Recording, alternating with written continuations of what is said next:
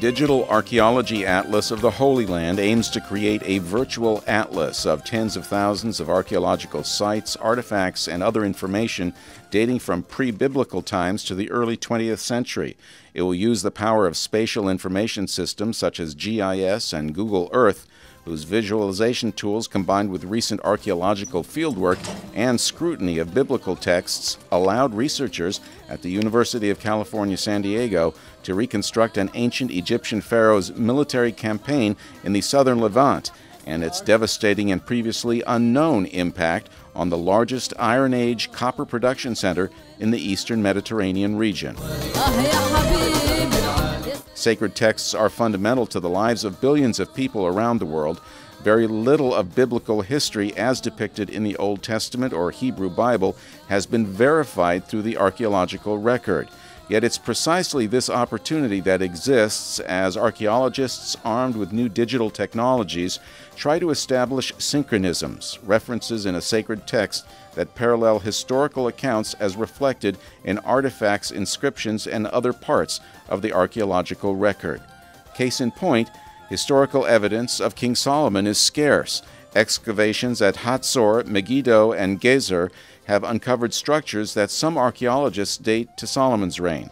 But that conclusion is not definitive because it is believed these sites were later destroyed by an invasionary force of Egyptian pharaoh Shishak I.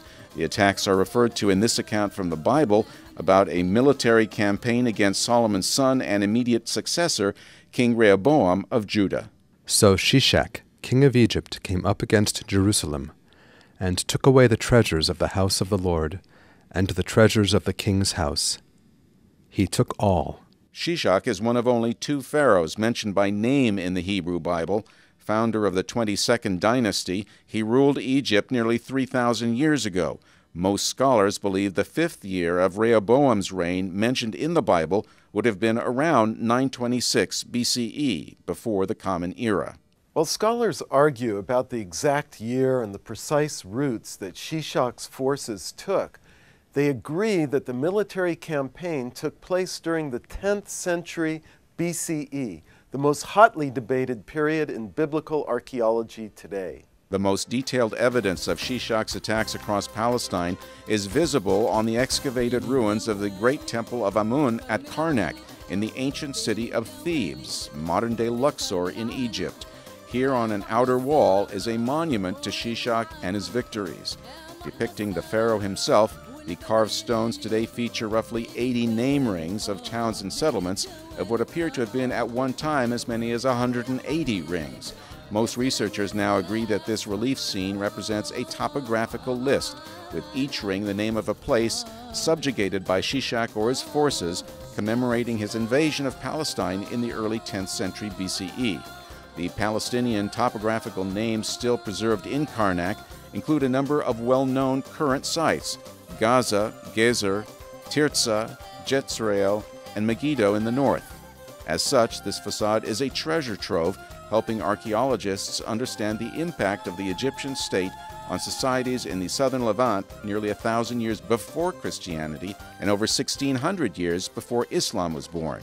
As part of their effort to develop a digital archaeology atlas of the Holy Land, researchers at UC San Diego's Center of Interdisciplinary Science for Art, Architecture, and Archaeology are using the latest archaeological data mining and visualization tools to postulate the direction and significance of Shishak's campaign based on the name rings at Karnak and the findings at excavated sites in Israel and Jordan with layers dating back to the biblical period.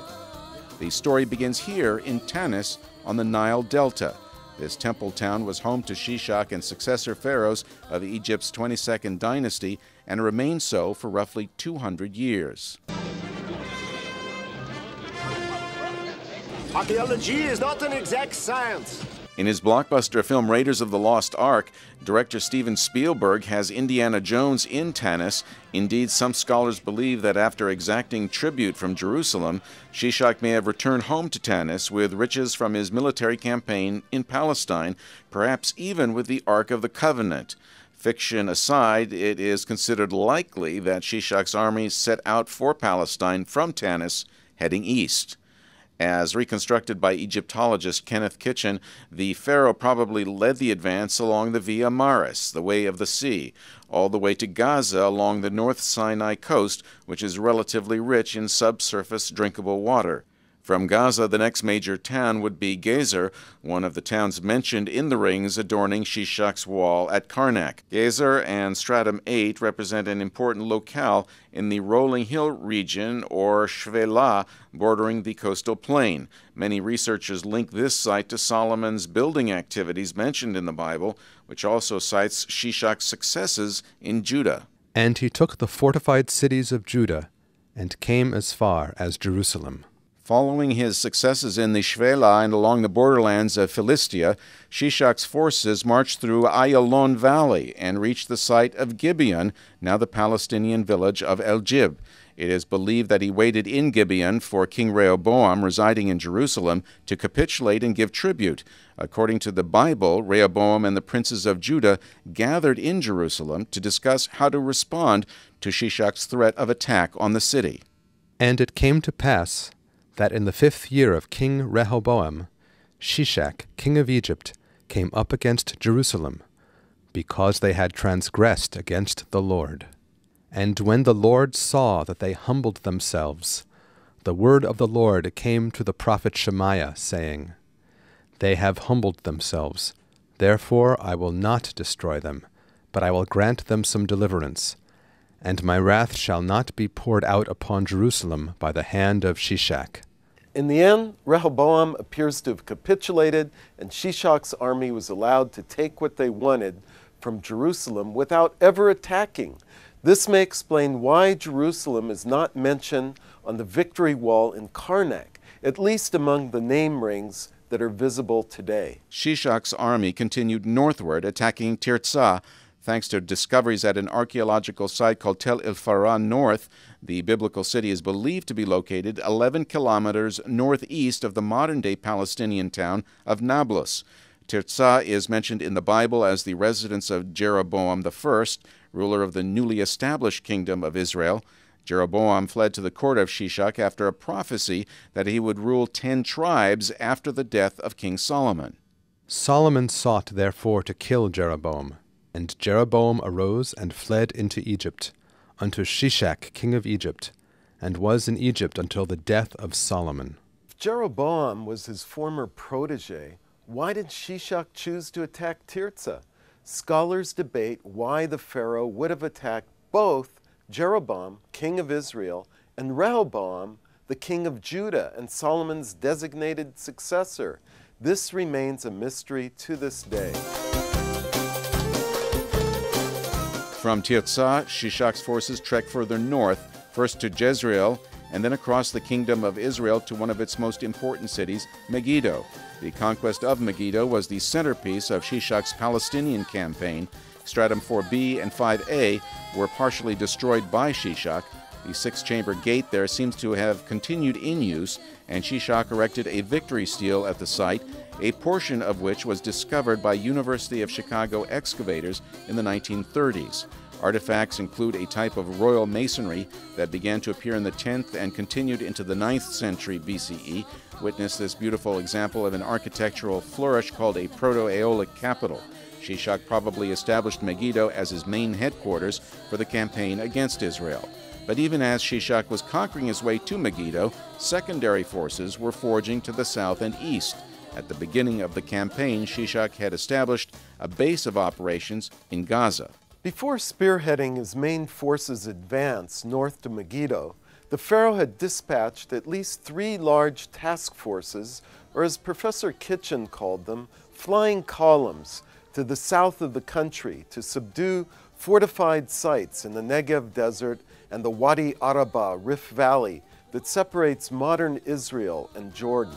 Shishak's generals led the 3-pronged attack across the northern Negev. The archaeological record, including recent finds by a team from UC San Diego and Jordan's Department of Antiquities, provides major clues to the route taken by the forces along the middle prong of the Negev attack. The name of Shishak's general who led the advance has been lost to history, but discoveries indicate that the force swept across the northern Negev from the Gaza command eastward to the site of Sharuhen, one of the communities listed on the temple in Karnak. Here, the Egyptian forces established a small fort. From Shoshenq, the force followed the Wadi Gaza, making its way eastward to the fortress town of Beersheba. Stratum 5 at this ancient mound is believed to have been destroyed by the Egyptian forces. From Beersheba, the invaders appear to have traveled east 20 kilometers. Tel Aviv University archaeologists digging at the present-day Tel Malhata believe that this site may be the smaller site of Arad, part of a pair of settlements with this name mentioned on the Shishak list. A separate name ring in Karnak refers to Great Arad, perhaps the most prominent Negev site on Shishak's monument. The site is believed to have been destroyed by the Egyptians, but scholars disagree on whether the actual site is stratum 12 or 11. The Shishak topographic list at Karnak has a section with 3 rows of name rings depicting places conquered in the Negev.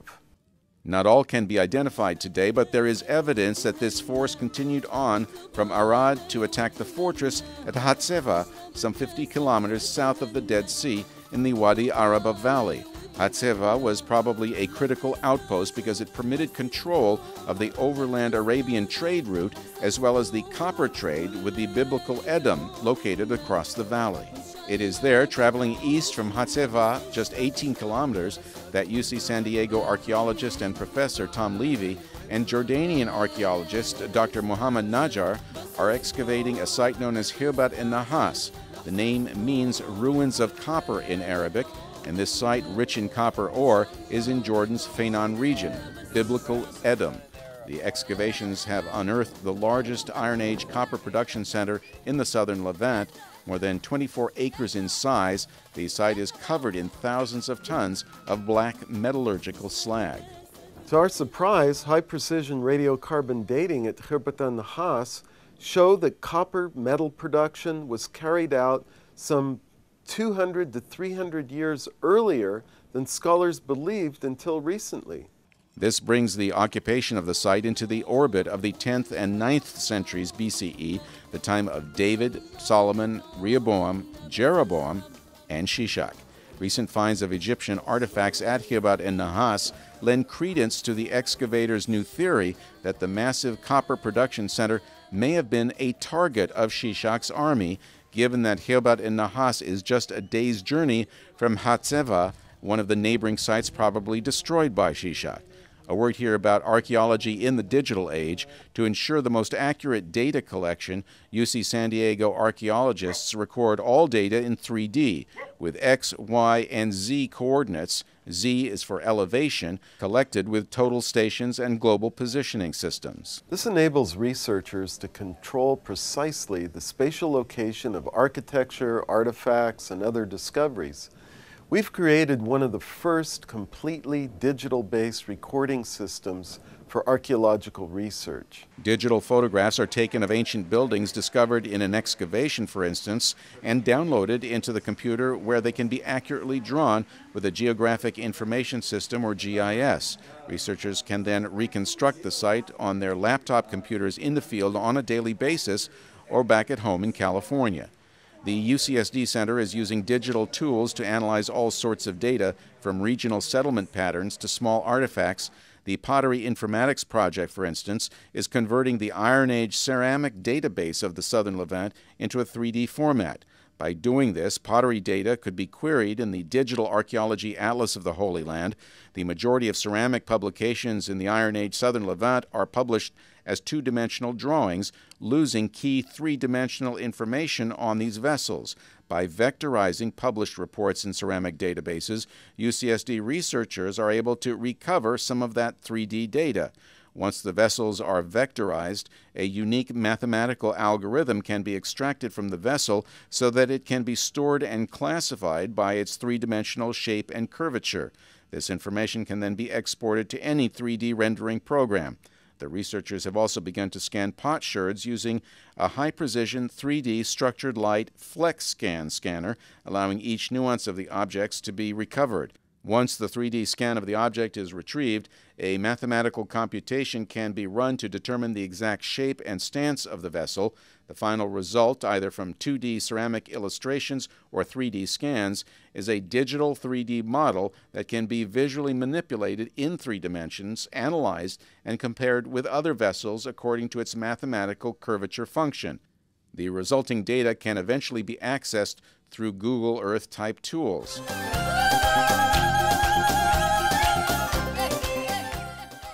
The new excavations at Khibat and Nahas are providing exciting new data for examining theories concerning the role of metal production on the rise of the biblical kingdom of Edom, as well as Shishak's campaign.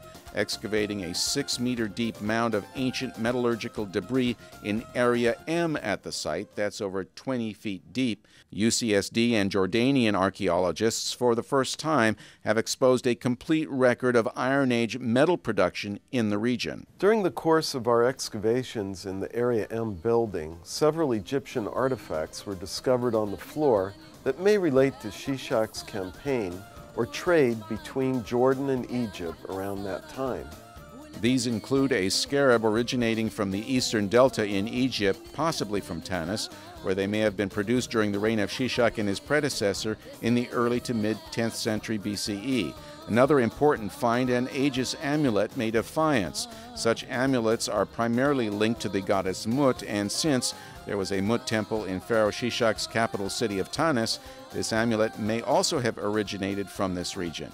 These artifacts clearly place the building at Khibat and Nahas in the time frame and historical context of Shishak's three-pronged attack across the Negev. We excavated the large slag mound at Khibat and Nahas, presumably slag and other debris from the copper factory, and pinpointed the location of 22 radiocarbon samples. Those samples were then dated at the Oxford Radiocarbon Accelerator Unit by doctors Tom Hyam and Christopher Bronk Ramsey. The excavations in the slag mound revealed only 3 major strata through this massive accumulation of ancient metallurgical debris. By applying Bayesian statistics to the calibrated radiocarbon dates, it is possible to model the sequence of events in this part of the site.